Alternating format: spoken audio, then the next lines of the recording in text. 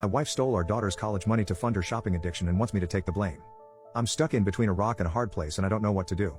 And the problem is, I can't discuss this with anyone I'm close with for privacy reasons. I've been with my wife Andrea, and my stepdaughter Cassie for 8 years now. I love them both to death. Cassie is a very brilliant young woman. Recognizing her potential, me and Andrea decided to put together a college fund for Cassie so she wouldn't be crushed by debt. Over the years, it has amounted to over $200,000. Cassie is aware of this and is banking on it since she's trying to get into the Ivy League. Last week, I found out that almost $170,000 was missing from the account. I freaked the hell out and asked Andrea if she knew anything about it. She teared up and said that she had been spending the money over the years to fund her shopping addiction. I was furious. But I had a moment of clarity. I asked her if she was having an affair. She adamantly denied it and offered any proof I needed. Social media accounts, emails, her work phone, everything. She offered to show me the receipts as well. There was nothing that popped out as suspicious, and the math from the receipts added up as well, so I let it go. But we still had the major problem of the money being gone. She described herself as a shopping addict, and the money from Cassie's account was just too tempting not to use. She didn't make excuses, but offered no solutions.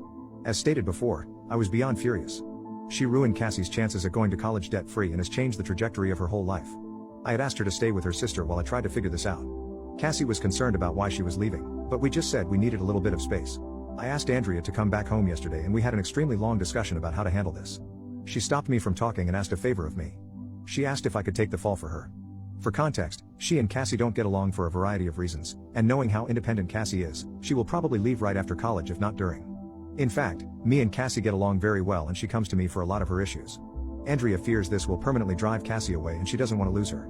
I told her that before we even talk about that, she needed to acknowledge her mistake and own it. She needed to go to individual therapy, we needed couples counseling, and she needed to find a support group.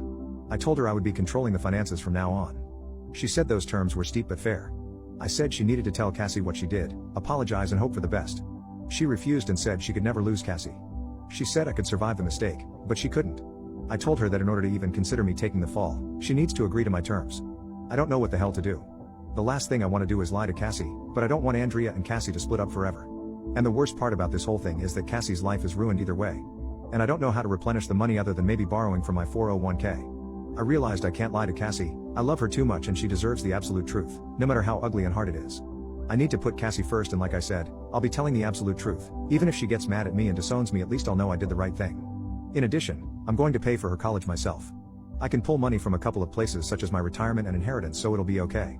If I have to live a little frugally during retirement and work a few extra years, then so be it. Cassie is worth it.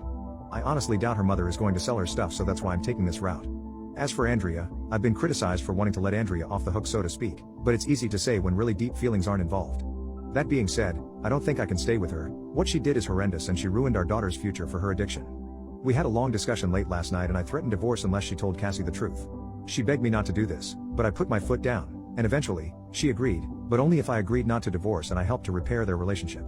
I likely won't be doing either. She made her bed so she can sleep in it. We talked deep into the night. She went back and forth with me on admitting to Cassie what she did. She said that she or even both of us could get loans and take care of the money then. I said she had a problem and she needed to make amends, which was a talking point from here. When I threatened her with divorce, she agreed to tell her so long as I don't divorce her. I guess she's afraid of losing everything. That afternoon we sat Cassie down and told her the facts. She thought we were just kidding at first, but when she realized we weren't, she got extremely upset.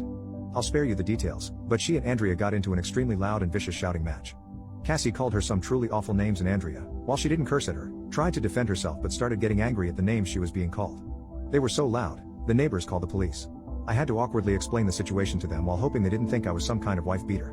Cassie told Andrea that she never wanted to speak to her again, and that she never wanted a dime of her money and stormed off. I asked Andrea at this point to stay with her sister indefinitely while we give Cassie and me some space. She didn't want to go, she fought me to stay, but I told her me and Cassie needed time apart from her. So she packed her stuff and went to her sister's house. As for Cassie, she went to her room and locked the door. She let me in after I told her that her mother had left.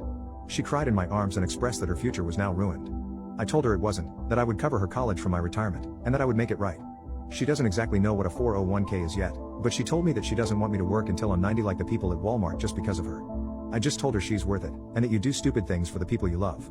She said that she would start looking for scholarships and maybe other schools where she could get a full ride since she has excellent grades and extracurriculars.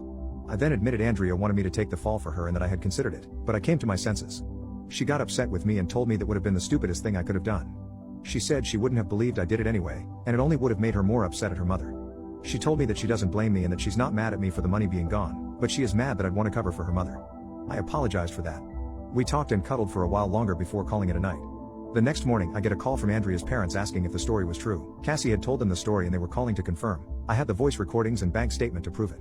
They were livid, but begged me not to leave Andrea for this, and to try and help her through her addiction. I told them I wasn't sure about that yet and hung up. A while later my parents called and asked me about it. I confirmed. They were probably more mad than Cassie was, all things considered. They're threatening to press charges. I told them to calm down and that I would handle it. Cassie is doing okay. She's still a little shell-shocked, but she seems to be taking it as well as one could hope for. I made her pancakes this morning and that seemed to brighten her mood a bit. I asked her if she wants to do therapy. She said she'll think about it. I will be doing therapy for myself. Andrea has been calling to talk, but I'm just letting it ring, so she's leaving voicemail. She's offering anything to make it right. Money, pleasure, favors, you name it. But it's not going to work. I feel horrible for Cassie, and especially so close to Christmas. I think I'm going to get her Billie Eilish tickets since that's her god. It won't make up for it at all, but it could go a long way to helping her feel better. Anyway, let me know what you think I should do with Andrea.